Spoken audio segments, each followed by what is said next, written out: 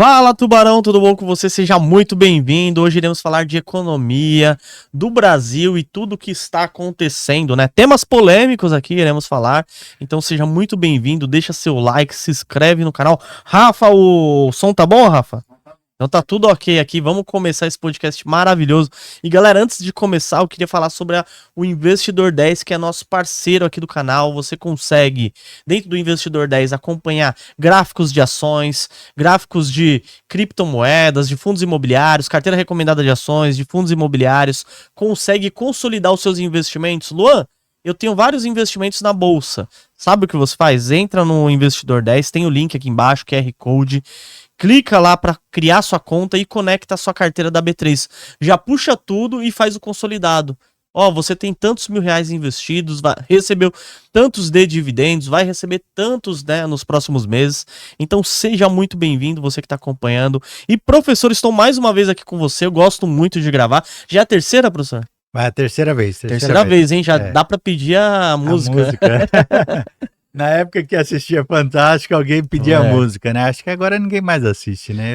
Pelo menos faz tempo que eu não ligo a TV, que não acompanha, né? professor. É que não dá, né? Exatamente. A gente é tão corrido, é igual eu falo, é tão corrido as coisas, que quando eu paro pra assistir alguma coisa, sabe o que eu assisto?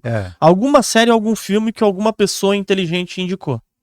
Sei lá, às vezes eu tô no Pânico e eu vejo o Emílio falando, ó, essa série aqui é legal. Essa série aqui, ela é bem bacana. Aí eu assisto.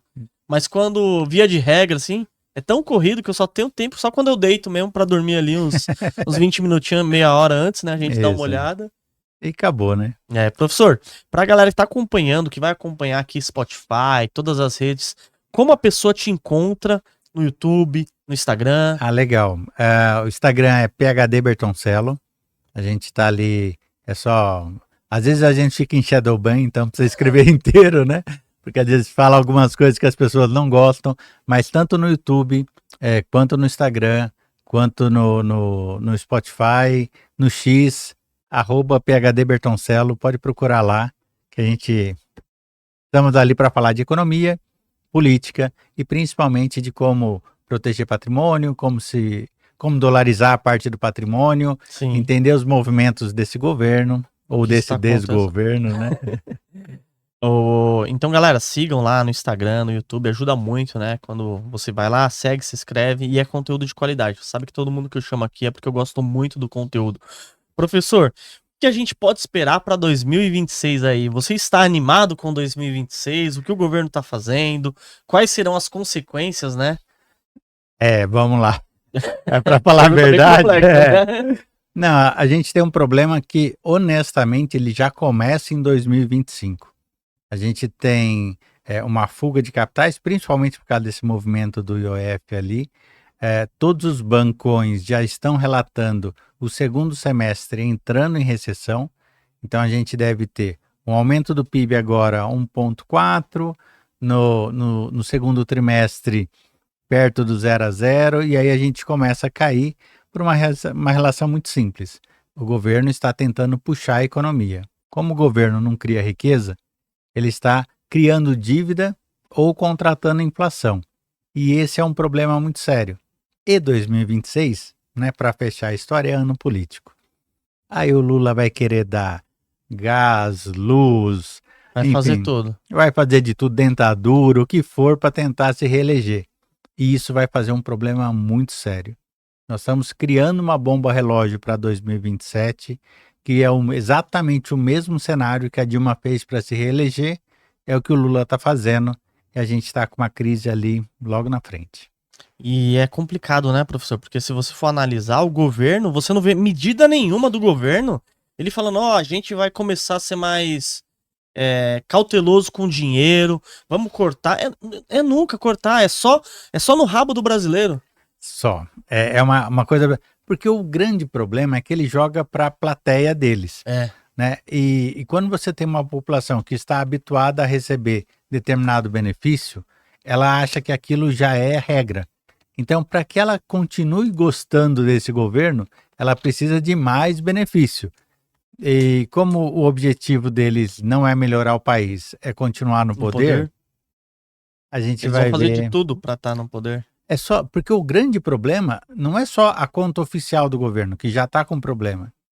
Todas as estatais estão sendo utilizadas de uma maneira eleitoreira. É. E ninguém fala nada. Que a Itaipu, o que aconteceu com a Itaipu é um roubo. Correios igual, Petrobras igual. E aí você fala assim, você tem toda a máquina pública trabalhando para comprar voto. E isso é uma coisa que não deveria acontecer. Mas a justiça no Brasil não existe, o Congresso está dormindo, ou tem tanta coisa, tanta pauta para fazer, que ele acaba esquecendo esse processo. Mas segundo a AGU, 30 bilhões de reais no ano passado das estatais Nossa. não entraram no orçamento. Como assim, né? Você fala... Sumiu?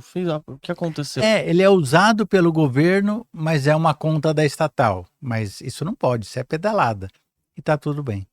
Tá tudo certo, né? Não está, Não, mas... tudo certo pra eles, né? Para eles tá tudo certo. Pra eles acham que eles estão fazendo a coisa correta, mas pra se manter no poder, né? O poder pelo poder. É só isso. Eu fico bem triste, sabe, professor? Porque eu fico analisando, né, o governo como um todo ali. Você não vê saída. Eu começo a olhar assim, eu pego e falo, caramba, quando tem um pingo de esperança, eles falam assim, agora o gás vai ser De graça. vai ser de graça. A energia, 60 milhões das pessoas vão receber energia, tem um desconto lá, energia de graça também. Você fala, pô, a minha conta aqui vai ficar mais cara. Vai. Não existe mágica. Porque o preço é o melhor mecanismo que o mercado tem para determinar oferta e demanda. Então, o que acontece? Quem gastava lá até 80 kW, que é R$100, né? Ele não vai mais pagar energia. Então, como ele tinha um salário muito apertado, o que ele fazia? Ele economizava. Ele economizava. Aí o que acontece? Se por um acaso, eu pagava R$80 de energia elétrica, pago zero, aí ele vai gastar mais e vai gastar R$40 de energia, porque ele vai ultrapassar o limite e vai pegar parte do desconto. Mas vai haver um aumento de consumo de energia elétrica que alguém vai ter que pagar. Quem vai? Exato. Então não é apenas, né, a demanda que foi ali saciada, mas o comportamento humano eu quero cada vez mais. Se eu pego essa energia elétrica e dou de graça, ela não tem preço, eu começo a buscar o próximo preço. E nós vamos ter um aumento de energia elétrica, com o setor de energia elétrica completamente sem investimento, porque havia uma insegurança, né? Há uma insegurança jurídica, e aí você fala assim, vai dar problema? É certo que vai dar problema, mas vai dar problema daqui 2 anos? O problema é de quem entrar. E se você for analisar, né, eles pegam e fazem uma medida dessa, de querer dar energia de graça. O Brasil, ele tem que produzir exatamente o que ele gasta, porque não tem como estocar energia. Sim. Até tem, né, mas na verdade sai muito caro. Pô, você tem baterias lá para estocar energia e nem estocar vento também não dá pra estocar vento. Então o Brasil, ele tem, todo país tem esse problema, né, de você estocar energia, de você distribuir, de você produzir o que você tem ali de energia. Sim. Então, quando eles fazem isso daí, é óbvio que vai ficar mais caro para quem tem a conta normal ali, né? Sim. Você já reparou, professor, que pro brasileiro médio ali, todo mundo que prospera, o governo quer ferrar a pessoa. Aí o cara tá lá, o cara tem o seu emprego, tá prosperando, tá olhando pro real e tá vendo que o seu real não tá desvalorizando. Ele tá indo lá, tá comprando menos comida. Sim. E ele pega e fala assim, não, então eu não vou deixar o meu dinheiro no real. Eu vou comprar dólar e ir pro dólar, porque o dólar, você olhar o real e o dólar sempre desvaloriza. Sim. Aí o que o governo faz? Vai lá e quer aumentar o IOF. Ele quer realmente aí dificultar a vida de quem prospera. Então o cara prosperou um pouco, o governo vai lá e... E o que me preocupa não é nem esse movimento que já é um absurdo. Para investidor lá, saiu de 0,38 para 3,50 e recuou para 1,10. Mas na verdade triplicou o imposto do mesmo jeito. Mas eles estão seguindo a mesma cartilha da Argentina. Então o que aconteceu? Criaram lá o cepo cambial, que de alguma maneira limitava. Aí veio o Macri e liberou isso daí. Aí todo mundo, lógico, não é bobo, vai lá e compra dólar. Para ter ideia, mesmo com o IOF, na terça-feira passada agora, o Banco Central teve que vender $1 bilhão para manter, mesmo com o IOF, para manter o dólar ali controlado. Aí o que aconteceu na Argentina? Com esse movimento, você cria um problema estrutural, que, por exemplo, a gente já tem, sai muito mais dólares do que entra. Aí o que eles fizeram? Criaram o IOF deles. Chegaram a 30%. O argentino continuou comprando. Colocaram mais 35% em cima dos 30%. Nossa. Ficou 70% de imposto para quem comprasse moeda. Aí estourou o dólar paralelo, que lá eles chamam de dólar blue. E o argentino entendeu, olha, qualquer coisa que eu deixar em peso, eu vou perder. E o brasileiro está entendendo, com esse governo, qualquer coisa que eu deixar em real, no longo prazo, eu vou perder. E se você não se proteger, alguém vai roubar esse dinheiro, porque o governo continua contratando dívida ou inflação, o real vai desvalorizar, ponto. Só que depois disso a Argentina limitou $200 por pessoa. Se isso acontecer aqui, como é que a gente faz para se proteger do Haddad, que não sabe fazer conta de matemática, e para entender o que vai acontecer com esse país? O caminho está muito perigoso. E eu fico vendo que esse governo, ele quer enganar de qualquer maneira. Porque eu aqui, professor, eu saio, às vezes, acho que é mais ou menos umas 20 horas, 21 horas, aí eu ligo o rádio, né? Ligo lá o rádio e tá passando aquela hora da... A Voz do Brasil. A Voz do Brasil. Aí, o governo criou tantos mil empregos e não sei o que lá. O PIB aumentou tantos por cento. É só notícia boa. Eles querem enganar a gente, né? Mas porra, que país é esse, né? Pô, meu, tô comprando, pagando R$10 numa garrafa de água e tá bom pra isso? Não, você viu o dado do Serasa Experian? 75 milhões de brasileiros estão inadimplentes. É a maior taxa de todos os tempos. Nossa. Você está falando que metade da população adulta está com o nome no Serasa. E para estar ali, pessoal, precisa ter pelo menos 90 dias sem pagar uma conta. E a gente atingiu o pico histórico. Se estava tão bom, por que as pessoas estão inadimplentes? Não bate, né? Não faz sentido, né? Não faz nenhum sentido. Eles estavam reclamando que estava tendo muito saque de seguro-desemprego. Ué, se está tão bom, por que tem recorde de seguro-desemprego? Então, tem alguma coisa que a gente começa a desconfiar de dados do IBGE, a gente vê que o ministro da Economia fala uma coisa e a única grata surpresa até agora foi o Galípolo, que colocou e falou assim, não, o juros está alto porque o governo não gasta muito. Aí eles não têm mais quem culpar agora.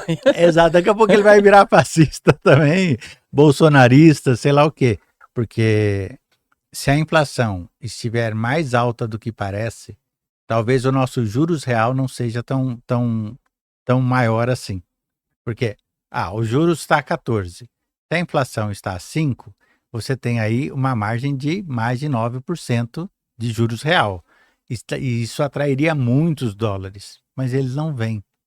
Então, provavelmente, a gente tem um problema com relação à inflação e isso vai dificultar muito. Quando você tem desconfiança, o dinheiro foge. Dinheiro é a coisa mais medrosa do mundo. Teve medo, ele vai embora. Ô, professor, e você também já fez várias análises, né, da real inflação do Brasil, porque você chega no mercado lá, eu já falei aqui, café era 13 no governo do ódio, do amor 34%, pô, mais de 100%, um monte de alimento, 50%, 30%, 40%. E tem aí você começa a olhar assim, o governo fala, não, a inflação foi 4%, 5%. Qual que é a matemática que eles fazem no IBGE? Que você uma vez revelou aqui, o pessoal gostou bastante. Na verdade, isso é importante entender. Existe uma metodologia, está lá no site do IBGE e ela é estatisticamente perfeita. Mas qual é o ponto? Que isso conversando com pessoas que trabalham ou que trabalhavam lá, que algumas foram para Portugal, diz que não aguentam mais esse país, mas a lógica é a seguinte, imagina um preço histórico de qualquer coisa, porque a inflação é a alteração de preço de um mês para o outro, ou de um ano para o outro e assim por diante. Então, eu estou medindo café de 250 gramas. Então, eu venho medindo café de 250 gramas. Se eu acabar com a medição dos 250 gramas e começar a medir o de 500 gramas, toda a alteração de preço passada deixa de existir. Então, eu pego um momento que eu tenho um pico histórico de qualquer coisa, se eu mudo o produto, a inflação desaparece. Olha aí. Então, então vamos pensar assim, eu estou medindo esse microfone, porque o IBGE mede o consumo médio das famílias de 1 a 20 salários mínimos para entender o quanto que gastaria ou quanto doeria no bolso. Ele não pode medir ou mudar o bilhete do metrô, porque esse é fácil. Mas Sim. tudo aquilo que é ligado ao alimento, a série histórica pode ser alterada, porque o IBGE pode tecnicamente falar: o brasileiro não consome mais 500 gramas de café, ele consome agora 750 gramas de café. Se ele falar isso, ou para baixo ou para Já cima, mudou a já série mudou histórica. a série histórica. Então ele não mentiu, porque aquela inflação começa por zero, porque eu começo a medir agora, e eu pego assim, os ovos dispararam 40%. Então, em vez de medir uma dúzia, vamos Vamos de medir 10. 10 ovos. Porque não tem agora? Tem. O brasileiro só tá comendo menos ovos. Tá comendo menos ovos. Pronto. Aquela inflação daquele mês de 40% some. Nossa. E aí, não está errado. Estatisticamente está certo, mas Eles fazem isso pra te enganar. para te enganar, só no bolso do brasileiro. Porque o seu salário é corrigido pela inflação. Então, se a inflação é de alguma maneira modificada por questões estatísticas, seu estômago não quer saber disso. Sim. Que é o que você falou. Vou na padaria, gasto R$50, você fala, ué, É uma coisa errada, é mano. alguma coisa. Mas é isso. É dado estatístico correto, mas que na verdade manipula a inflação. Complicado, hein? Então você que tá aí do outro lado, quando você olhar e sentir que realmente não foi aqueles 4%, é real. Porque esses dias a minha esposa falou assim: vamos comprar só uns negocinhos aqui. Eu falei: tá bom, amor, vamos lá. Foi até anteontem. Aí a gente foi R$1.200. Só um negocinho. Comprou bastante coisinha ali Sim. e tal, né? Mas fala, meu, antigamente eu saía com R$1.000 de carrinho, era 2 carrinhos cheios, assim, sabe? Isso. Um monte de coisa boa pra comer. Hoje em dia. Não, só vale um lembrar, carrinho. né? 1.200 é um salário líquido mínimo. É. Imagina alguém que trabalhou o mês todo. Tudo pra ganhar só um carrinho de comida ali. Exatamente, é quase semi-escravidão. Tá complicado mesmo. Professor, Tá. eu peguei outra pauta aqui também, né? Que você fala bastante, que é sobre o controle social, né? O Drex, ele começou a ser implementado agora em 2025, né? Teve algumas transações, eu não sei a Sim. que pé tá. Mas o que seria o Drex e como ele seria ruim pro brasileiro? Vamos lá. O Drex é uma CBDC, é uma moeda digital do Banco Central. Né? Essa é a definição. É diferente de um Bitcoin, é diferente de um Ethereum. Né? É digital, mas ele é controlado pelo Banco Central. E qual é o problema do Drex? 2. Primeiro, a falta de informação. Antes, todo passo que era dado, o Banco Central relatava o que estava acontecendo. Em outubro do ano passado, terminou uma primeira fase e não se falou mais nada. Aí a gente ficava sempre aquela assim, né? E aí? E Tá aí? onde, né? Que pé tá, né? Aí, no começo desse ano, eles lançaram um relatório. Eu fiz questão de ler o relatório, até fiz um resumo, coloquei lá no legal. coisa. Porque qual era o ponto? Esse problema técnico, esse problema técnico, esse problema técnico, falta de consistência aqui, irregularidade aqui. Era uma coisa assim, técnica, de muito. E nas duas últimas frases, o Drex será implantado em 2026. Eu falei. Como assim? Cheio de erro? Cheio de erro, e ainda assim a meta é essa. E depois disso o Banco Central falou mais o quê? Nada. Então, a condução feita às escuras, já não gosto, já tem alguma coisa errada. Agora, quando você olha para o modelo do Drex, é pior ainda. Porque se eu tenho aqui, sei lá, 10 aplicativos de banco, eu passo a ter um, que é do Banco Central. E os bancos vão ganhar pela minha transação. E vai ter o Drex de atacado e o Drex do varejo. Tá engraçado, né? Porque assim, o que acontece? Você tem assim, os bancos vão continuar ganhando, vão oferecer cada vez menos serviço, e você vai, de alguma maneira, comissionar os bancos por isso. Que é parte do modelo lá atrás que foi completamente desvirtuado. E o Drex hoje está muito mais parecido com a moeda digital chinesa do que com o modelo do Drex anterior, ou com o que está sendo implantado na União Europeia, que depois a gente pode falar. Esse Drex, ele vai conseguir visualizar tudo o que você fez. Nossa, tudo. Aquilo que você vê lá no registrato.org vai estar na tela do computador da Receita Federal. Ixi. E aí significa que todo mundo não vai ter como ocultar nada, e mais do que isso, todo mundo pode não ser hábito a gastar aquele dinheiro. O número 2 da Fazenda, quando estava fazendo a propaganda do Drex, falou: já pensou se na pandemia já tivesse o Drex? Eu ia me limitar a isso. Você pode comprar num raio de 200 metros da sua casa. E você passa a ter para quem tem criança e vê eles jogando Roblox, é mais ou menos aquela moedinha com um vilão controlando você. Então, o seu dinheiro, que é fruto do seu trabalho, não vai ser mais seu. Ele vai ser simplesmente do governo que te empresta para fazer. De alguma maneira, a nota já é isso, está escrito Banco Central do Brasil. Mas você faz o que você quiser com a sua moeda. Agora não. Ele pode, de repente vai falar assim, não, você tá fumando. Vamos cortar o fumo, então seu dinheiro não pode mais comprar cigarro. Por quê? Porque eu decidi. Nossa, eu quero, né? Porque eu quero. Sua esposa engravidou, então ela não pode mais comprar álcool. Quem definiu? O governo. E isso passa a ser uma loucura. É, porque assim, quem tem o poder, ele pode fazer qualquer coisa, né? Ele vai falar assim, ó, agora você que é sei lá, você que recebe tal coisa, ele começa a controlar de uma maneira que fica... Sabe o que é pior, professor? Porque ele começa a controlar você de uma maneira terrível, as próximas gerações vão achar que é normal. Isso que é o pior. Porque você vai domesticando a situação, que é o que aconteceu na China. Se você for pensar hoje na China, você consegue manipular a população, principalmente mais jovem, porque ela já acredita que aquilo é verdade. Eu até contar uma história aqui, como que essa coisa da manipulação. Outro dia eu estava conversando com um aluno e ele trabalhava na Emirados, a companhia aérea dos Emirados Árabes, né? Sim. Acabou Emirates, né? Emirates, isso. Aí acabou conhecendo uma menina, casou. Quando eles juntaram uma determinada questão, eles foram para o Nepal. A menina era nepalesa.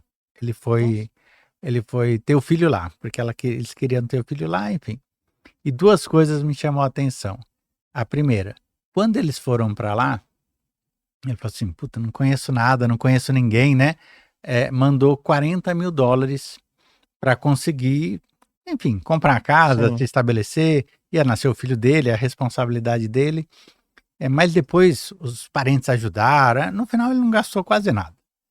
Mas quando agora ele quis sair, ele tinha que pedir autorização para o Estado para mandar os $40 mil de volta. Do Estado do Nepal? Do Nepal. Tipo, você manda uma carta para o ministro da Fazenda pedindo autorização. Aí ele falou para a esposa dele assim, mas por que você não avisou que era assim, né? Senão a gente não mandava. E ela, apesar de ter trabalhado numa companhia aérea internacional, vivido o mundo todo, ela falou assim, mas todo país não é assim? Nossa, você vê, ela não fazia nem ideia, né? Porque ela nasceu, já era assim.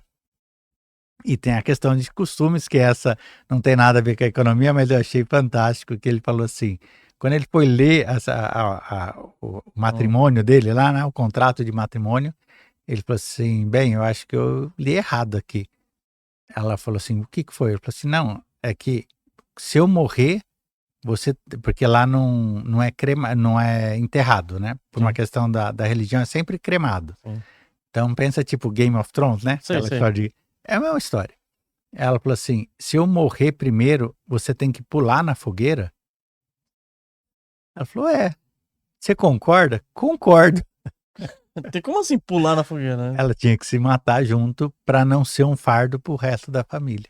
Sério mesmo? De verdade. No Nepal isso daí? No Nepal. Então a gente tá falando isso, a gente tá no século XXI e tem lugar que tá no século XIV. Caraca. Então, a maneira de dominar as massas é colocar a cultura dentro da cabeça dela e ela achar que aquilo é certo. Mas eu fiquei assim... Nossa, é absurdo mesmo, né? Então a esposa não pode viver sem o marido. Porque ela tem que torcer pra ele morrer pra ela morrer primeiro. Ou senão bem velhinho, né? Que aí... Mas olha que loucura. Loucura demais, né? Então, assim, e a questão do dinheiro era essa. Ou seja, quem vai para lá para o Everest, né? O Nepal, basicamente, o ponto turístico é o Everest. Então ele já vai com o dinheiro contado, porque ele sabe que ele não pode trazer de volta. Caramba, então a pessoa tem que ir com o dinheiro bem contadinho lá. Para não fazer. Cartão funciona tudo, mas assim, aqui no caso dele, eles levaram o dinheiro, porque imagina, você tá indo para um lugar que você não conhece, vai ter um filho, você fica preocupado. Você não sabe o que vai acontecer, né? E ele descobriu que ele pode entrar com o dinheiro quanto ele quiser, mas não pode sair. Fácil sim, né? Então, o que acontece? Nós temos um problema. A população brasileira está sendo cozinhada aos poucos e o IOF tem um IOF para quem entra investindo, mas tem IOF para quem sai. E é 3 vezes mais. Você paga 0,38 para entrar e paga 3,50 para sair. Nossa. Qualquer estrangeiro que vai falar assim, bom, os juros lá é 14. Vamos acreditar que o IBGE fala a verdade, que a inflação lá é 5. Ah, sobrou 9. Mas eu tenho que colocar 0,38 para entrar de imposto, 3,5 para sair, redondando 4. Eu tenho só 5% de lucro em um país que é uma insegurança. Não vou colocar o dinheiro lá. Eu ponho na Argentina. O Milei fez o contrário, né? Toda essa história que eles foram proibindo, o argentino foi colocando um monte de dinheiro no colchão, dólar. E o Milei falou assim, ó, o Estado que estava te roubando, pode liberar, pode colocar no mercado que eu não vou te cobrar imposto nenhum. Então a gente tem do lado funcionando de um jeito e aqui indo para o lado errado. E aqui sempre indo para o lado errado, né, professor? É incrível. É incrível, eu não vejo saída, solução. E uma coisa que os países, né, os governos comunistas fazem é realmente afastar quem é bem-sucedido. Porque eu tenho vários amigos que saíram do Brasil.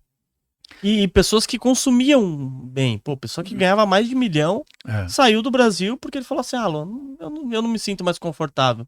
Qualquer hora eles vão inventar uma taxa, você vê, o IOF. Ainda bem que ele já mandou uma boa parte do patrimônio dele para fora. Sim. É só pensar a previdência, né?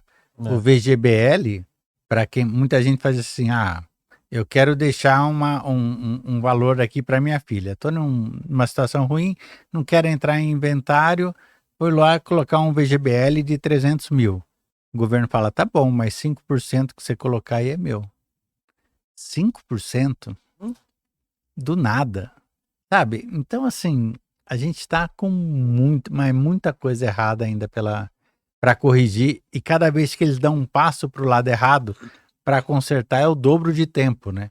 Exatamente. Então, eu tenho até dó de quem vai entrar em 27, tomara que seja alguém de direita, eu torço para que o Bolsonaro volte a ser elegível, mas mesmo se ele entrar... Isso ainda é complicado, né? Tá ferrado. Aí eu acho tá vendo? Ele é ruim. Eu acho que o melhor para entrar ali, acho que não seria nem o Bolsonaro, seria o Tarcísio. Mas gestor, não ia brigar muito. Não ia brigar muito, ia colocar o país ali no eixo ali, né? Ficar nessa treta toda. O pessoal da esquerda até gosta dele, tem uma... Então, mas é estranho isso, né? É estranho. Que gosta, né? Eu fico pensando muito, professor. Eu falei, nossa, mas tá certo. O Bolsonaro, eu gosto do Bolsonaro, né? Mas eu acho que o Bolsonaro também ele tinha que cuidar da saúde, né? Cuidar um pouco da família. Sair dessa briga e falar, pô, sofreu muito. Você vê o início dele. Sim. Ele era um homem cheio de vigor. Depois levou a facada, ela acabou com a saúde dele, sabe? O que será que tem no poder? Que eles não querem largar o osso, né? De jeito nenhum, né? Mas é desgastante. Pô, a pessoa envelhece 10, 20 anos ali. Em 4 anos. Exatamente. Que deve ser muito compromisso, muita loucura, né? Pressão para todo lado, né? Pressão de todos os lados. Ô, professor, e o INSS, ele já está quebrado? Ainda mais agora surgiu esse rombo aí, né? Eu vi que tinha até um advogado, que eu não vou falar o nome, mas parece que ele movimentou alguns bi em nome de algumas empresas. Advogado famoso, né? Acho que você deve até saber quem é. Cuidado. Eu não posso falar, não. Não pode falar, vai ser processado aí. Nem fala. Outro dia... O cara tem uma advocacia ferrada. Não, é igual outro dia no Instagram eu tava falando, já falei de 2 bancos, né? Os caras vieram com advogado pra cima. Já vieram, já falaram, se retrata lá, ou tira, né? Tira, eu falei, tá bom, tiro. Na hora. Amém, né? Porque quem tem dinheiro... Você não vai brigar com alguém que... Não, que é isso, a gente... Que no Brasil, né, assim, diga quem é, que eu digo o crime que cometeu. O crime que cometeu, exatamente. O INSS a gente tem dois problemas. O primeiro é um problema demográfico. Esse problema demográfico, ele existe. Todos os países, muitos países já enfrentaram, cada um de um jeito. Né? Se você for pensar, que é a chamada cruz russa. Porque o primeiro país que aconteceu foi na Rússia. Onde você, em algum momento da história, você tem mais pessoas com 65 anos do que pessoas com menos de 14 anos. Em outras palavras, mais velhinhos do que criança. Quando isso acontece, é um sinal que o país envelheceu. Né? Quando ele envelhece, você tem aquela pirâmide demográfica normal, ela inverte. Né? Quando ela inverte, significa o sistema de aposentadoria acabou. Né? Isso significa que, no nosso caso, a aposentadoria nasceu no século XX, acabou no século XXI, ainda só não enterraram. Porque nós temos a nossa cruz russa, no sul e sudeste acontece agora, 2026, em todo o Brasil acontece 2030, porque o norte e o nordeste ainda tem muitos filhos. Então, mas são mais pobres, enfim, não ajuda muito. Mas aí você está dizendo o seguinte, se não houver uma mudança radical no INSS, a própria AGU falou, 2027 ele quebra. Quebra de quebrar. Né? De deixar de pagar as pessoas. Deixar de pagar as pessoas. Faltou dinheiro. Não tem jeito. Ou tem que aumentar muito o imposto, ou você tem que pagar menos as pessoas e assim vai. Isso aconteceu no Japão. Lá eles fizeram tudo capitalização. Isso aconteceu, lembra aquela crise da Grécia, Portugal? Aquilo era uma crise previdenciária. O que a gente está dizendo? Os países envelheceram, não tinham mais como pagar as aposentadorias. Lá o que os governos fizeram? Corta pela metade. Tanto que é muito comum as pessoas em Portugal ganhar de aposentadoria meio salário mínimo deles. Isso aconteceu.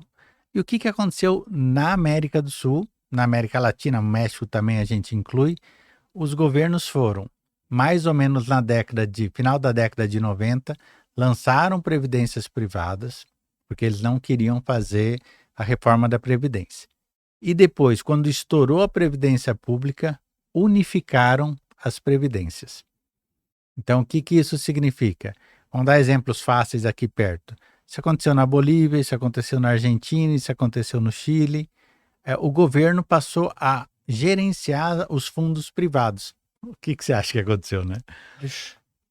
Então, aquele que fazia uma previdência privada e que projetava um ganho maior, né? Porque afinal de contas ele ganhava mais do que o teto do INSS, ele simplesmente juntou tudo e as pessoas perderam todas as suas economias. Então, esse é um problema demográfico com soluções diferentes no mundo. E para ajudar, o Brasil não é para amador, a gente tem esse roubo todo. Que aí é uma outra história.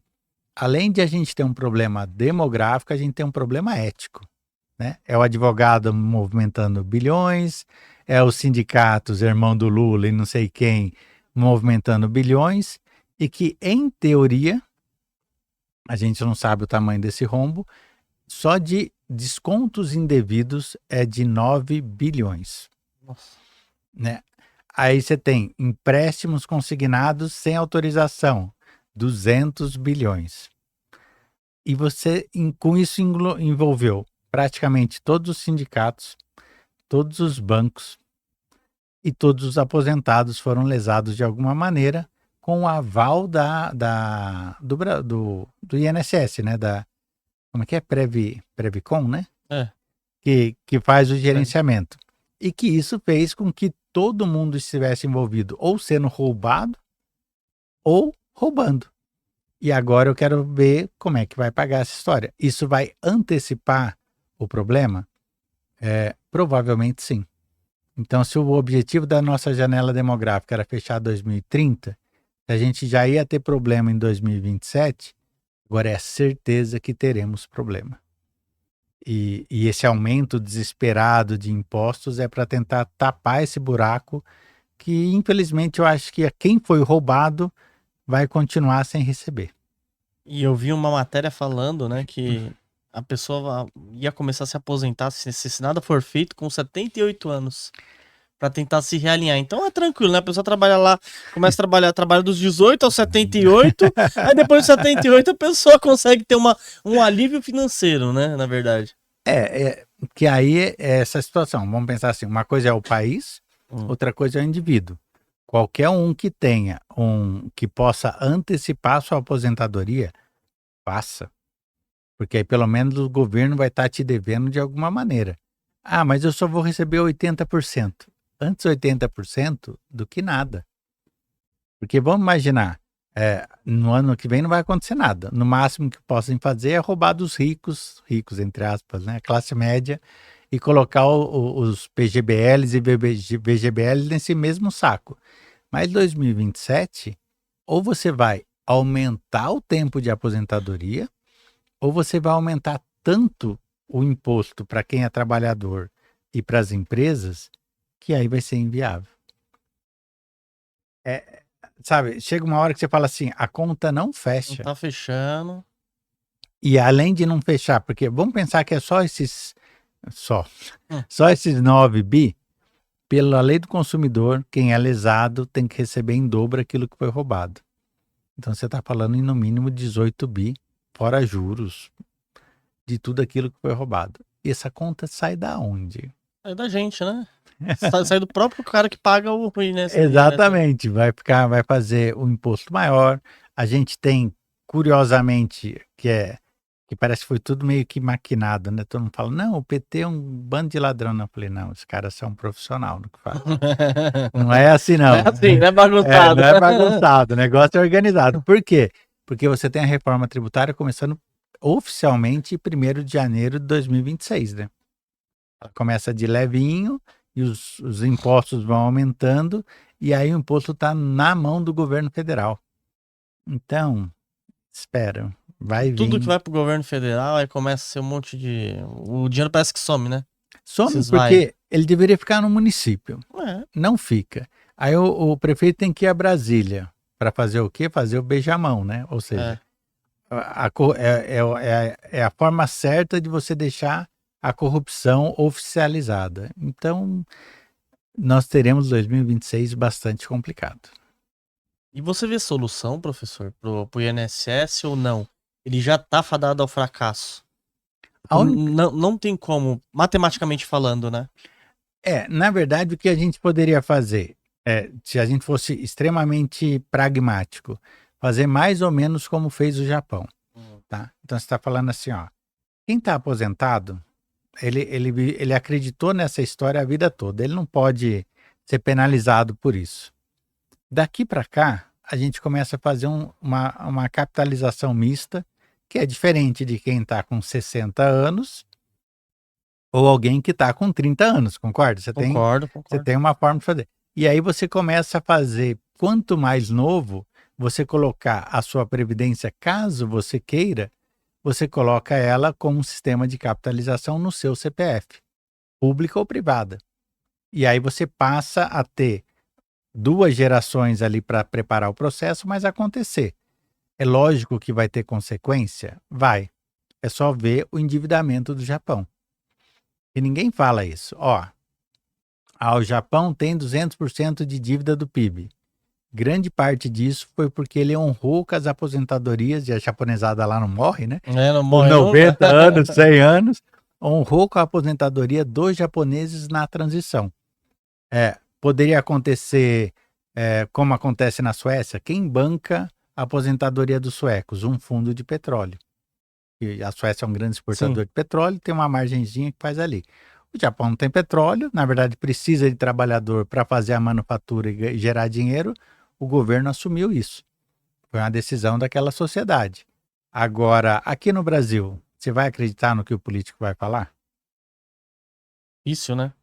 Então, você tá assim, o salve-se quem puder. Quem é mais novo e paga INSS é burro. Ele não vai receber aquilo. Então, ele no mínimo deveria ir para o PJ, ele no mínimo deveria fazer a parte e preservar lá a aposentadoria dele com investimentos. Mas se ele paga o INSS com 30 anos, você acha que quando ele chegar com 65 ele vai receber? De jeito nenhum. Então, só que se todo mundo desconfia do governo, que eu também desconfio, o rombo vai ser ainda maior. Você entendeu? A pica é maior do que... E aí, no final, o que vai acontecer? Corre o risco de a gente ter ou aposentados sem receber, ou o Brasil endividado ao ponto de realmente quebrar, ou de pegarem o dinheiro da Previdência Privada e misturar tudo no mesmo bolo. Porque eles ganham mais 10, 15 anos. E daqui 10, 15 anos... Pra onde, né? Exatamente. Ô, professor, e assim, a quantidade de impostos que esse governo vem criado, né? Imposto em cima de imposto, em cima de imposto. Eu vi várias reportagens dizendo que diminuiu o consumo. Porque eu vou dar o exemplo, eu mesmo, né? Às vezes eu entro em algum aplicativo japonês, chinês, né? Esses aplicativos aí. Entro lá, vou comprar. Quando eu vejo o imposto, pô, tô pagando 200, tenho 180 de imposto, não vou comprar. Deixa quieto. Exatamente. E acabo nem comprando, né? Sim. Então, você acha que aconteceu muito isso? A curva de Laffer, que você fala bastante, já saturou ela? Tecnicamente, a gente já está, quanto maior o imposto, menor a arrecadação. E aí, por isso, eles pegam imposto naquilo que não dá para você fugir, como o IOF. Né? Como é que você vive sem banco? Não tem como. Né? Daqui a pouco, se você cria um IOF para movimentação, você acaba... Injetando mais ainda. Injetando mais ainda.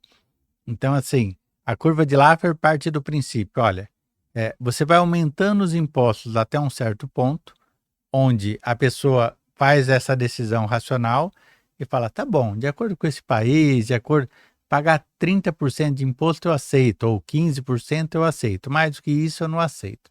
O Brasil, hoje é dia 29, né? Hoje é. Então, parabéns, é o seu primeiro dia de alforria.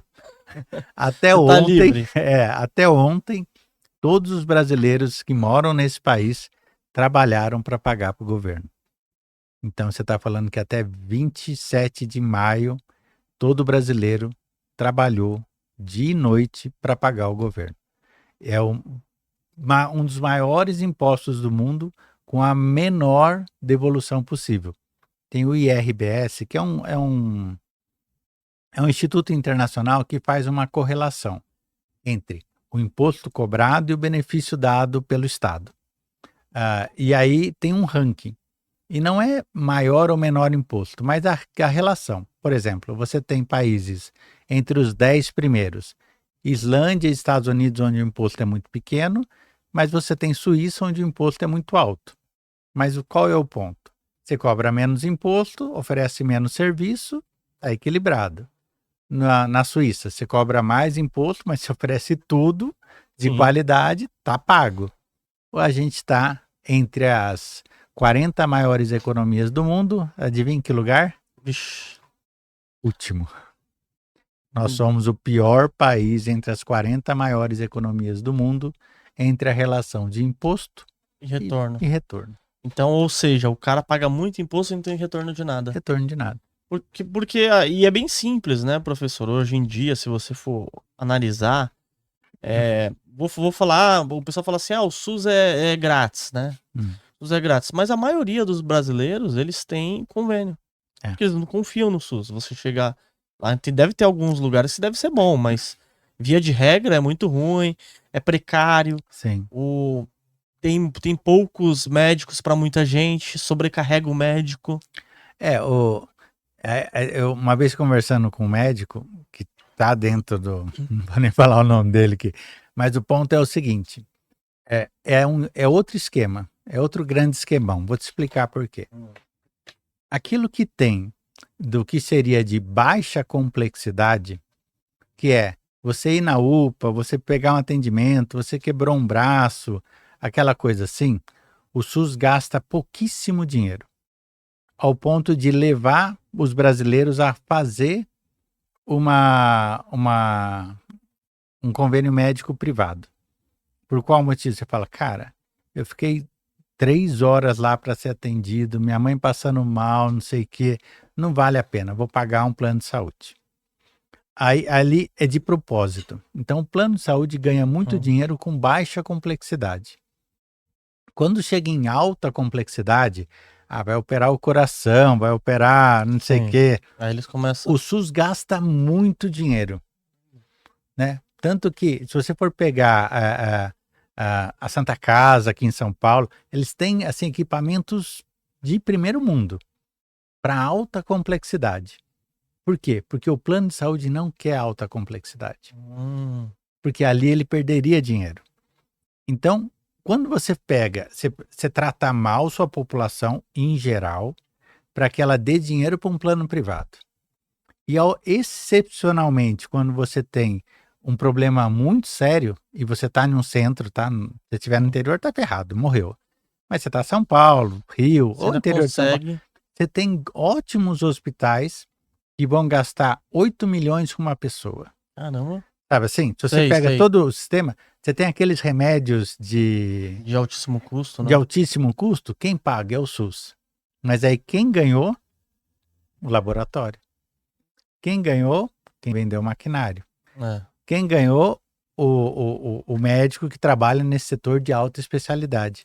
Para ajudar 1, 2 pessoas. Não é que 1, 2 vidas não vale a pena. Sim. Mas você trata mal milhões de brasileiros para fazer a propaganda de poucos brasileiros que foram bem atendidos. E aqui, quem ganhou foi o sistema que fornece isso. E aqui, para os pobres ou para a maioria da população, quem ganhou? O plano de saúde. Então, tudo no Brasil, tudo que centralizou na mão do governo, o cara tem tanto poder, imagina quantos milhões ele não ganha nisso. Sim. Então, não, é o contrário, devia descentralizar.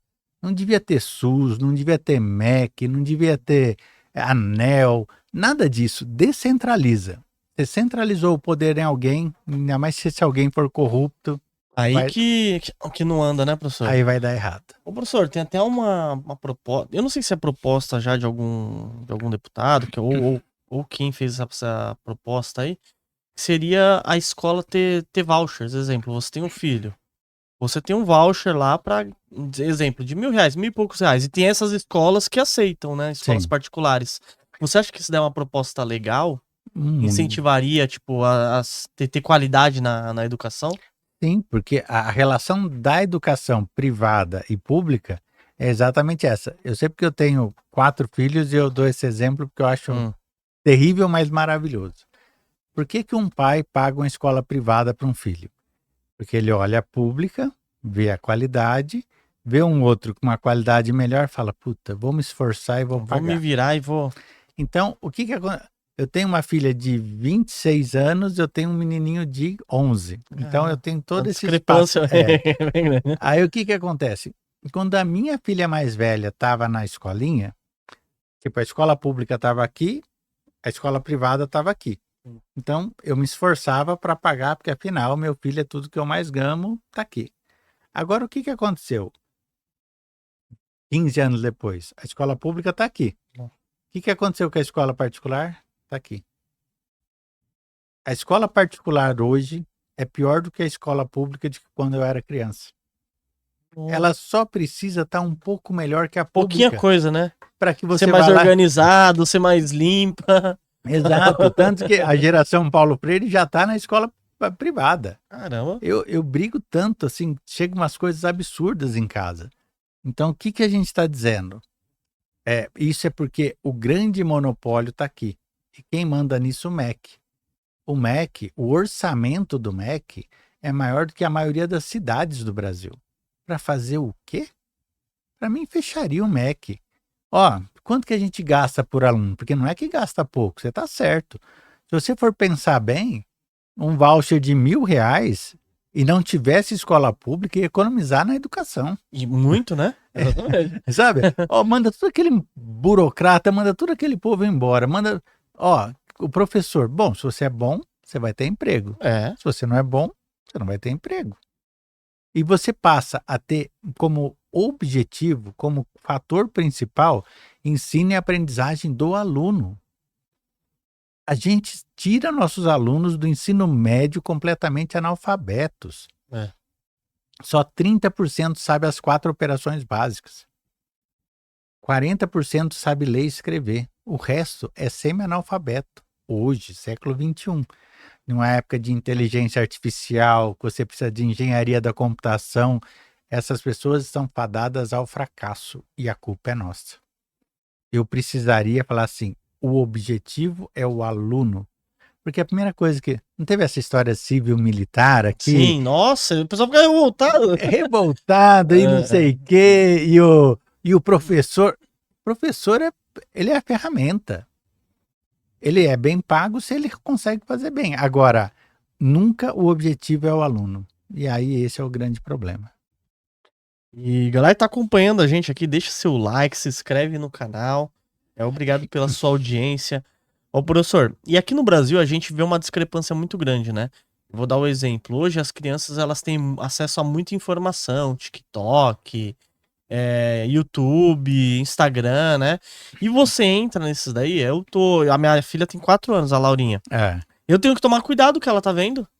Porque do nada tem um negócio de criancinha, quando vai ver a menina tá beijando o menino, aí eu já tiro, já brigo, tô fazendo uma coisa bem complicada. E assim, o ponto de partida, isso daí é porque eu sou um pai presente, né? A maioria dos pais larga a criança com o celular lá, nem vê o que ela tá olhando. O ponto de partida hoje das crianças não tá muito voltado pro superficial. E você pega, sei lá, o TikTok chinês. O TikTok chinês, ele toca música clássica. Ele toca coisas que realmente ali vai enobrecer como cidadão, né? Sim. E hoje aqui no Brasil, o normal é a Anitta falando um monte de besteira, né? Na TV aberta, né? Sim. Então, o que você acha que... Como mudar isso? Ou você acha que a salvação individual tem que ser de... O problema é que a gente realmente está em um estágio muito complicado da sociedade. 2 exemplos que eu gosto de dar é assim. Você já viu algum lugar rico cheio de sujeira? Não. Você já viu algum lugar rico com barulheira? Não. Então, tem um pouco a ver com a nossa vibração, com a nossa forma de entender o mundo. E foi se banalizando tanto. Primeiro era mostrar o quanto a favela é boa, o quanto...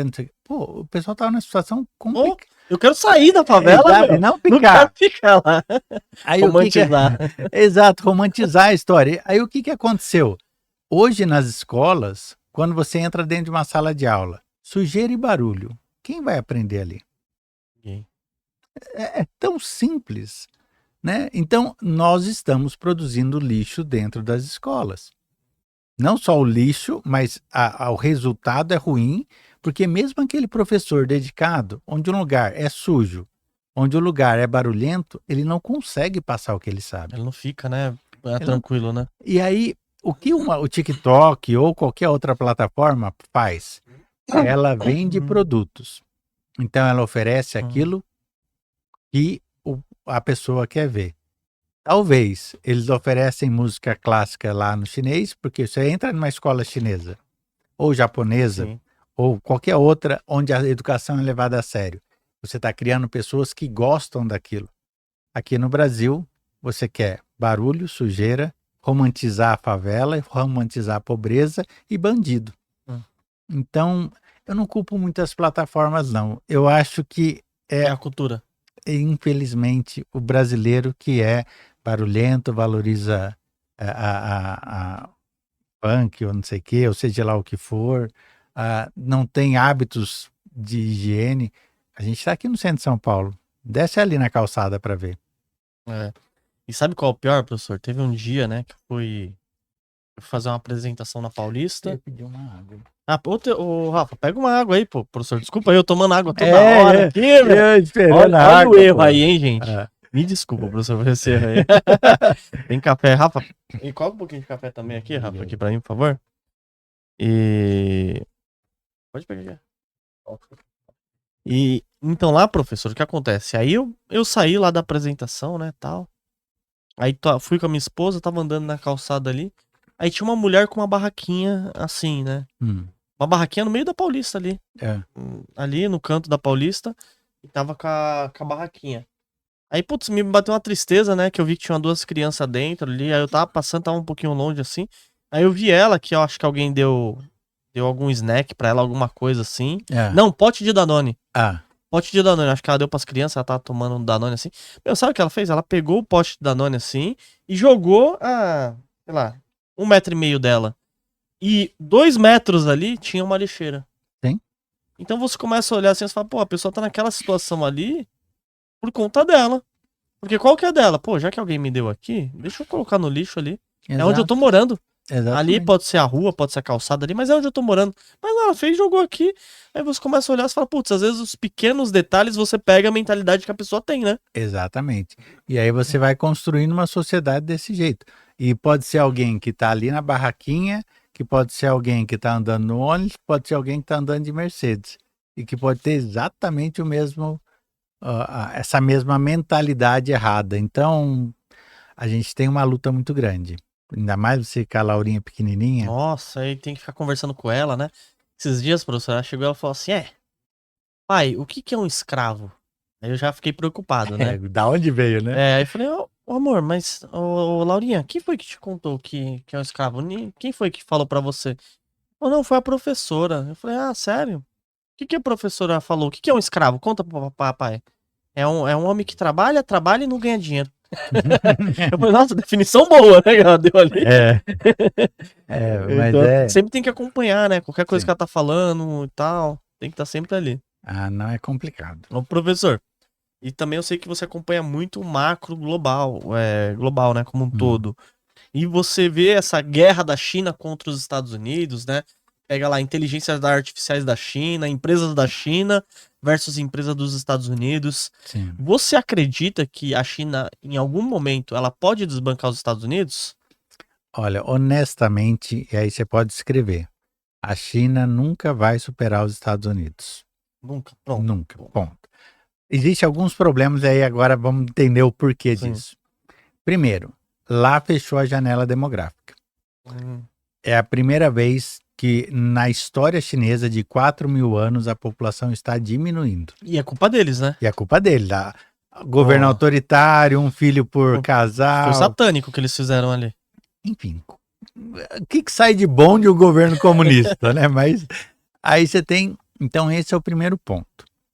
O segundo é que a população que está lá dentro porque não tem opção, nunca confiou no governo do ponto de vista bancário, como aqui, né, que roubam, prende dinheiro, aumenta imposto. O que aconteceu? A principal fonte do chinês como reserva e como aposentadoria eram imóveis. Então a China, entre as 20 maiores economias do mundo, é aquela que as pessoas mais têm casa própria. Então você está falando que, e isso é um dado interessante, 95% da população chinesa tem uma casa própria. E aí tem um outro dado preocupante. 30% da população chinesa tem mais de uma casa. Pronto. A população parou de crescer.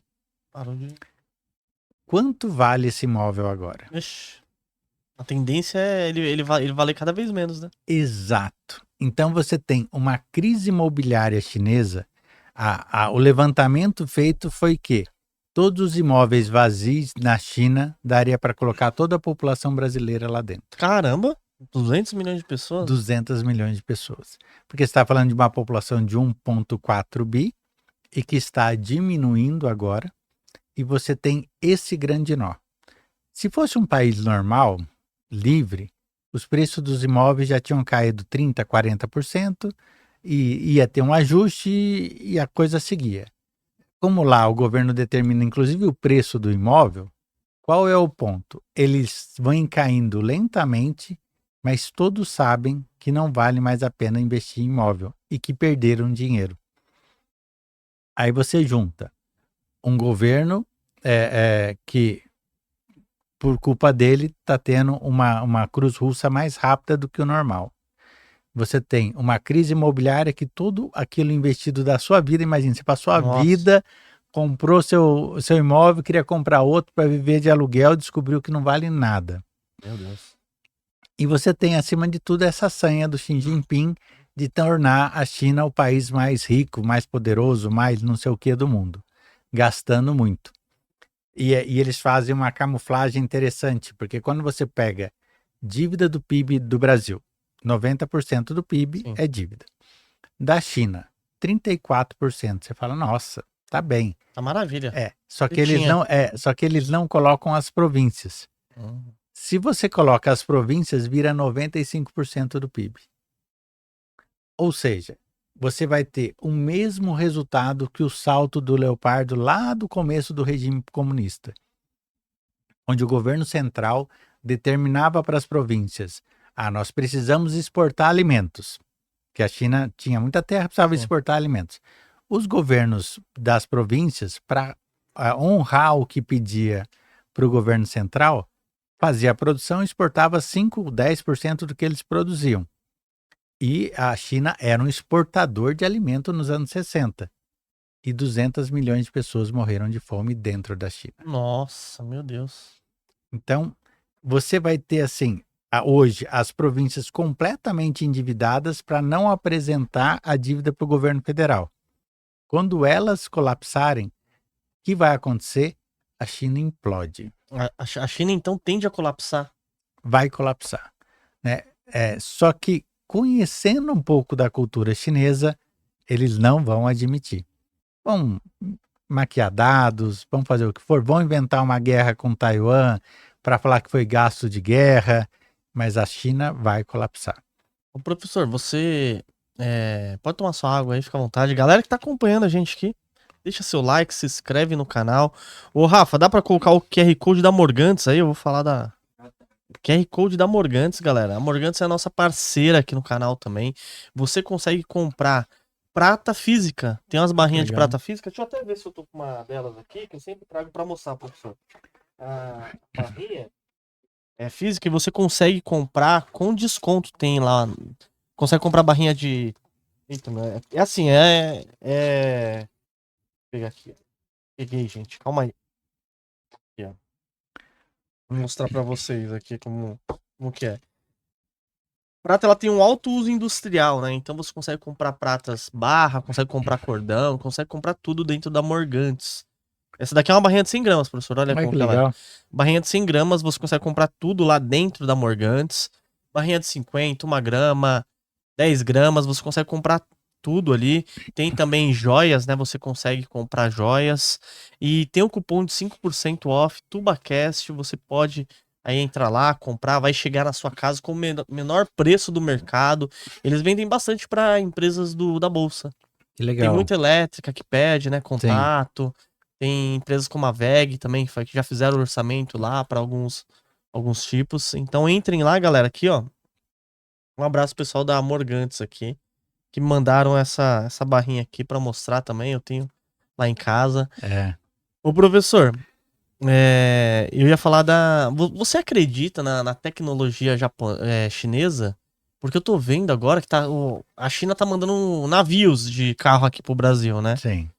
Aí eu fico pensando, falo, eles entregaram até carros lá pra alta corte do país, né? Pra eles andarem de graça e tal. Eu falo, eles podem controlar o Brasil, onde os poderosos andam também. Você confiaria 100% numa tecnologia dessa ou não? Olha, isso a gente falou, ó, nessa guerra de tarifas, né, que a China vem sofrendo muito com isso, nós teríamos uma invasão de produtos chineses aqui no Brasil. Porque você tem um governo alinhado do ponto de vista ideológico e que, em troca de favores ou sei lá o quê, vai favorecer a indústria chinesa. O que significa? A indústria brasileira, né, aqui o ABC e todo mundo que está produzindo carro, vai se ferrar. A BYD, as outras montadoras chinesas vão entrar com preços muito mais baratos. A gente viu que eu vi esse dado ontem. A China tem 3,2 milhões de carros. A China não, a BYD. 3,2 milhões de carros parados nos portos chineses. Já foi fabricado, não foi vendido para ninguém e está ali parado, né? O Brasil não vende 2 milhões de carros por ano. Então esses carros vão entrar aqui muito barato.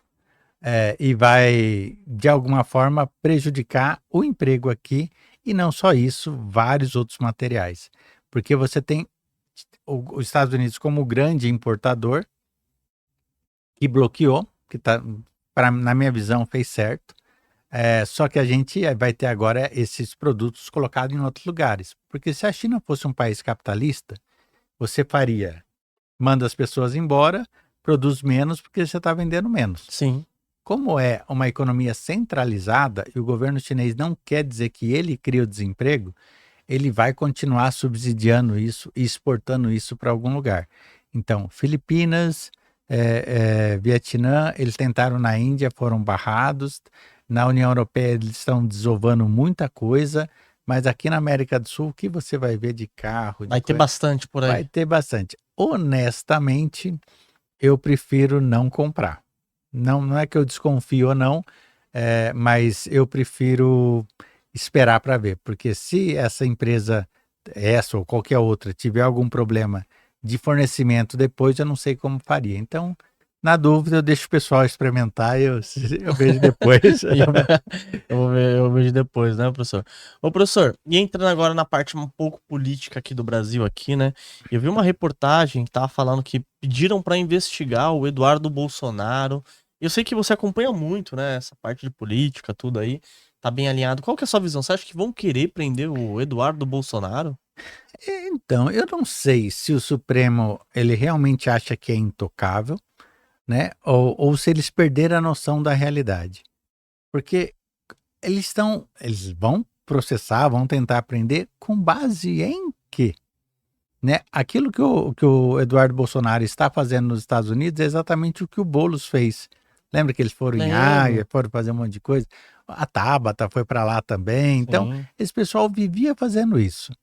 E vivia fazendo isso ganhando dinheiro aqui. O Eduardo não está ganhando o salário dele aqui. Está lá, está trabalhando pelaquilo que ele acredita. Alguém pode dizer certo ou errado, na minha visão certa, mas aí é uma questão... Cada pessoa... cada pessoa é uma. Agora, como é que é? Ele está cometendo um crime? Estranho, né? Vai ser preso por quê exatamente? Então, honestamente, eu diria assim, eles vão, assim como aqueles julgamentos no Supremo, vão condenar todo mundo, né? O juiz, ele é o acusador, que eu nunca vi isso, né? A testemunha fala, não, isso aqui não aconteceu. Se você não falar a verdade, eu te prendo. Não aconteceu, sabe? Sim. Então, o que eu diria? A gente tem 2 movimentos importantes até 2026. O primeiro é saber até quando se a gente vai ter ou não essa ajuda externa, porque vale lembrar que os juízes que estão lá, eles representam alguém, não é eles que são... Então, existe, vamos pensar assim, os grandes que ganham muito dinheiro com o status quo hoje do Brasil, e que se houver uma pressão ou houver um desando da economia muito grande, eles abandonam esses juízes. E vão ser tudo empichado, vão ser tudo preso. Porque eles estão lá como parte do processo, mas eles não são exatamente quem manda. Sim. Se houver aquela lei Magnitsky, e vamos imaginar, né, que você pegue o juiz, a esposa do juiz que tem um escritório de advocacia que ganha muito dinheiro, pega o procurador-geral da República, aquele outro do Senado que nunca fez nada, que agora não é mais presidente do Senado, e todo esse povo, e mais os seus filhos e parentes, todo mundo na lei Magnitsky. Aí o que significa essa lei, professor? Explica pra gente. A morte financeira do indivíduo. Caramba. Né? Explico e vejo, falo já do problema que pode ter, principalmente pensando nos juízes do Supremo. Ela fala o seguinte: aquele cidadão, né, punido pela lei Magnitsky não pode ter nenhum acesso a nenhuma empresa americana. Caramba. E não pode, além do visto, né, não pode ter nenhum acesso à empresa americana. E qualquer empresa que faça negócio com ele não pode ter acesso à empresa americana. Nossa, então qualquer pessoa que tiver relacionamento... Ele vira um leproso ali. Então, o que você está falando? Né? O leproso da época antiga, porque hoje tem tratamento. Mas pensa na época de Jesus que colocavam eles separados. Aí você está dizendo o seguinte, ó. Então, o Alexandre de Moraes recebe o contra-cheque dele do Banco do Brasil. Funcionário público recebe do Banco do Brasil. a conta do Banco do Brasil, se não for fechada, o Banco do Brasil não pode mais fazer negócio nos Estados Unidos. E todas as dívidas, bonds que o Banco do Brasil tem lá fora, ele precisa fazer essa chamada de capital e pagar tudo, porque ele não pode mais usar o sistema SWIFT. Então, aí o Banco do Brasil tem que decidir entre manter a conta dele ou tá vivo. Nossa, então é um buraco muito maior do que estão pensando, né? O Supremo Tribunal Federal usa o sistema Windows. No outro dia o sistema Windows apaga. Porque se a Microsoft fizer negócio com o Supremo, ela é punida nos Estados Unidos. Nossa. Você entendeu? Assim, é uma coisa, é uma cadeia, né? Não é só uma coisinha que pega só a pessoa. Não. Começa a pegar grandes instituições. Aí você pega assim, ele passa banco, como é que é? Visa, Master, cartão de crédito. Ele não vai poder mais ter. Então, é uma forma muito dura de você colocar a pessoa invisível do ponto de vista financeiro. Então, imagina a vergonha que ele tiver que receber em dinheiro vivo, o salário dele, né? É o psicológico desse fato, assim. Então, sei lá, ele compra, o Supremo vai comprar, sei lá que carro blindado que eles compram. Eles compram da empresa tal, né? Se for para ele, essa empresa não pode ter negócio nos Estados Unidos. Caramba. Mas eles conseguem ver até se ele tá utilizando esse carro e tal. Eu acho que não, mas em teoria, do ponto de vista financeiro, é muito mais fácil. Sim. Então você está dizendo assim. Ou também pode ter pessoas de olho aqui, né? Porque o que acontece? Eu continuo tendo uma conta meio um esquema aqui. E fui lá e comprei uma casa. O cartorário que registrou a casa, se tiver dinheiro nos Estados Unidos, está ferrado. Caramba. Sabe? Então, tanto que de quando foi feita essa lei, pouco mais de 300 pessoas no mundo sofreram essa punição. Nossa, então é poucas pessoas ali. E seria a primeira vez que um brasileiro ia sofrer. Então, até agora só foi Putin, o Hugo Chávez, só gente boa, assim, né? E aí ele seria punido, e honestamente eu acho que teria que ser punido todos aqueles que participaram desse abuso de autoridade, principalmente relacionadas a 8 de janeiro. Eu acho que ali foi uma coisa assim imperdoável que estão fazendo com os brasileiros. Mas eu sei que o motivo não é esse, o motivo é a briga dele com o X e a ordem de punir americanos, né, que são brasileiros, mas que têm nacionalidade americana, e é isso que vai causar, porque os Estados Unidos não está entrando no mérito brasileiro. Ele está dizendo que o Alexandre de Moraes, ele puniu empresas americanas e com isso ele feriu os direitos humanos. Essa a lógica do processo. Então, vamos esperar. Eu adoraria ver... Só com o baldinho de pipoca? Só esperando, né? Porque se acontecer vai ser ótimo. Porque é uma maneira de freá-lo. Agora, se a gente falar isso, a gente tem medo, né? Vai que alguém vê. Sabe, é uma coisa... o Brasil tá muito estranho. Não, tá muito complicado mesmo. Hoje a gente tem que tomar muito cuidado do que fala, né? Porque assim, não é... Então, não é sobre o que fala, é sobre quem fala, né? Sobre quem fala. E não deveria ser assim, né? Não mesmo.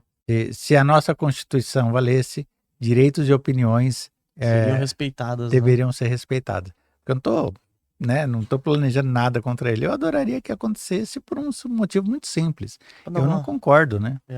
Dentro da lei, dentro de um processo legal que lá está acontecendo, né? Tanto que eles estão Eles estão em que processo lá, sabe? A última vez que eu vi a informação, são 5 secretários de estados que precisam dar o ok. Agora falta o secretário do Tesouro lá, porque tem que ter o operacional, né? Sei. Como, quem... Então vamos imaginar que dos E é todo um trabalho, não é fácil, né? Dos direitos humanos, fala assim, eu quero processar esse.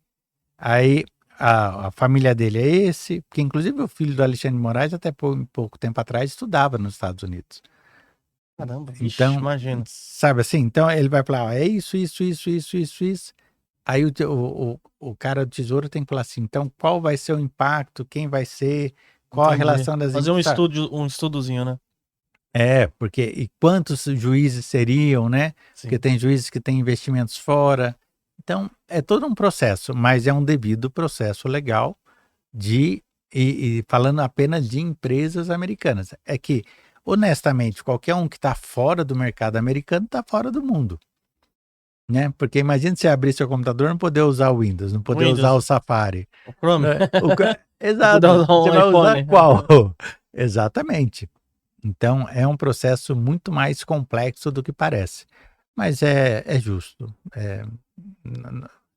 O país precisava voltar a ser democrático. Assim como era. Ô, professor, para quem está acompanhando a gente aqui, quais as suas redes sociais, onde a pessoa te encontra?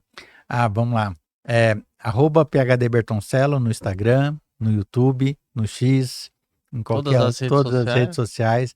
A gente não consegue estar sempre ali. Estamos aprendendo um pouquinho com o YouTube, né? A gente conseguiu sair de 1.000 para 10.000 seguidores. Aí sim. Tá bombando. Eu tenho um vídeo que tá mais de 100 mil, né? O vídeo subiu assim bastante lá. Bem legal, bem legal. Ficou muito bom o vídeo. Vamos colocar os cortes lá também e entender, porque se a pessoa entender como é que está funcionando a economia, por exemplo, eu tenho um problema da China que a gente acabou de falar. Mas então a Ásia não é importante? Não, você tem uma Índia que passou o Japão agora, já é a 4ª economia do mundo e vai passar a Alemanha, então você tem uma série de oportunidades ali. Né? Você tem, por exemplo, de 2030, que a maioria das janelas demográficas fecha, para cada 2 pessoas que nascem no mundo, uma será africana. Então você está falando, o que a gente vai fazer ali? Né? Do Ocidente, o único país que vai continuar com a janela demográfica aberta é os Estados Unidos. Então, por que não estar no mercado americano? Sim, com certeza. Por que não investir ali? Por que não entender? Então, isso faz toda a diferença. Eu acho que esse ano eu tirei um sabático da faculdade justamente para falar assim, vou me dedicar 100% a isso, porque as pessoas precisam entender o que está acontecendo com o Brasil, está acontecendo lá fora e que vai afetar seu bolso de algum jeito, né? Parabéns, viu, professor, pelo trabalho que vem fazendo aí. Galera que tá acompanhando a gente aqui, obrigado pela sua audiência. E deixa uma mensagem pra galera, professor, pra gente finalizar aqui o podcast. Bom, pessoal, eu sei que na economia parece que a gente fala ou complicado ou coisa ruim, né? Não tem muita coisa. Mas a economia é mais simples do que parece, né? Entenda assim, eu procuro sempre pegar temas complexos e colocar de uma maneira simples. Porque assim, se você não entender o que está acontecendo com o seu dinheiro, você não está entendendo o que está acontecendo com a sua vida. Porque o que é o dinheiro? Ele é o seu trabalho, se transforma em alguma coisa chamada dinheiro, que vai determinar o que a sua qualidade de vida para o futuro. A maioria das pessoas acha que dinheiro é feito para gastar. Não, dinheiro é feito para planejamento. Então, se você conseguir se planejar, você sabe que o INSS vai quebrar, você sabe que você tem que depender só de você e vai funcionar se você se dedicar. As horas de trabalho que você tem suadas para ganhar o seu dinheiro, dedica pelo menos 1 horinha para entender sobre ele. Perfeito. Né? E se você fizer isso, você manda no dinheiro e manda no seu futuro. Aí. Obrigado, viu, professor, mais uma vez por estar participando aqui do podcast aqui. Galera, acompanhem lá o professor, sigam ele nas redes sociais, é muito importante. Rafinha nos trabalhos técnicos, obrigado, Rafa. Obrigado, Tamo Rafa. junto, galera, um abraço.